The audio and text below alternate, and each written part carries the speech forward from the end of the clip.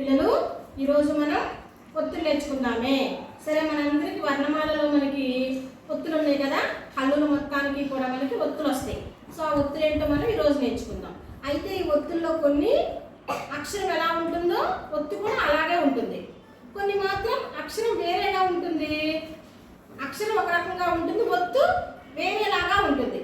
కాబట్టి మీకు అర్థం అవ్వాలని నేను రెండు భాగాలుగా చేశాను. ఓకే, ఇవేమో అక్షరం లాగానే ఉండే ఒత్తులు, ఇవేమో వేరుగా ఉండేవి, కొంచెం మార్పు ఉంటాయి అన్నమాట. మీరు కన్ఫ్యూజ్ అవ్వకుండా నేర్చుకోవాలి. సరే, ముందు ఇవి నేర్చుకుందామే. చూడండి, ఇదేం అక్షరం?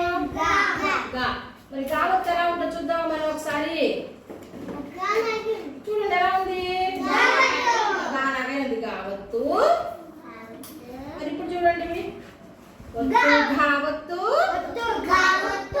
చా చావత్తు, ఒత్తు ఛ, ఒత్తు చావత్తు, జా జావత్తు, ఒత్తు ఝ, ఒత్తు ఛావత్తు, టా టావత్తు, టావత్తు. చూడండి ఇట్లా ఉంది, తాలాగానే ఉంది కదా. రైట్, లేదు చుక్క లేదు కదా. నెక్స్ట్ ఒత్తు ఠా, ఒత్తు ఠావత్తు, డా డావత్తు, ఒత్తు ఢా, ఒత్తు ఢావత్తు, నా నావత్తు, ఒత్తు ఠా, ఒత్తు ఠావత్తు, ఢా దావత్తు. ఎలా ఉంది? దాలాగానే కానీ తలకట్టు లేదు. తర్వాత ఒత్తు థా, ఒత్తు ధావత్తు. ఎలా ఉంది? ఒత్తు దాలాగానే కానీ తలకట్టు లేదు. ధావత్తు. ఎలా ఉంది? పాలాగానే ఉంది కదా, తలకట్టు లేదు. Very good. మరి ఇది ఒత్తు ఫా. ఒత్తు ఫా ఎలా ఉంది చూద్దామా?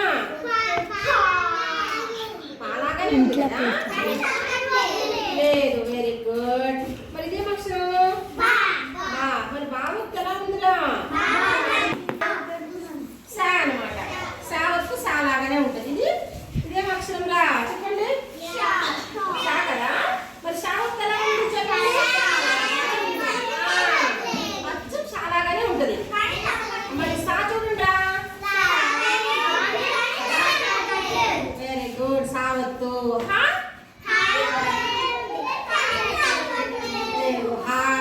అలాగానే ఉంటుంది.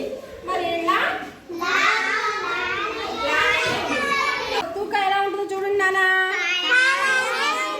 అవును కదా, అంటే ఈ అక్షరాలు ఇక్కడ పెట్టిన అక్షరాలన్నీ అచ్చం ఆ అక్షరం లాగానే ఒత్తు కూడా ఉంటుంది. తలకట్టు అవేమి ఉండవన్నమాట. అంటే మనం ఈజీగా గుర్తు పెట్టుకోవచ్చు. అవును కదా, ఒత్తులు మనం చాలా ఈజీగా గుర్తు పెట్టుకుని నేర్చుకోవచ్చు. మరి ఇప్పుడు మనం వేరే నేర్చుకుందామే. చూడండి ఇవి ఎలా ఉన్నాయి. మరి ఇవి కొంచెం కష్టం అనమాట. ఇవి అక్షరం లాగా ఉండవు. ఎలా? ఈ అక్షరాలు చూడండి వేరేలాగా ఉంటాయి కదా ఒత్తులు.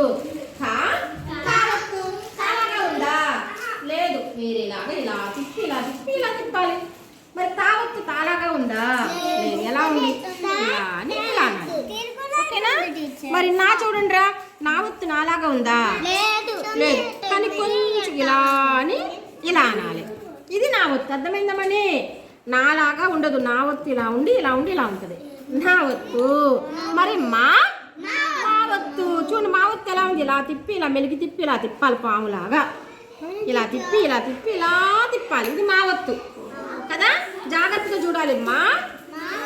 మా ఒత్తు. యా ఒత్తు ఇలా తిప్పి ఇలా తిప్పి ఇలా తిప్పాలి మెలిగి. ఓకే. రా ఒత్తు ఎలా ఉంది? ఇలా సగం రాలా రాయాలి. ఈ రాని సగం ఇలా రాస్తే రా అవుతుంది కదా, మనం హాఫ్ రాయాలి. ఇలాగా సగం రాయేలా రాస్తే అది రావత్తు.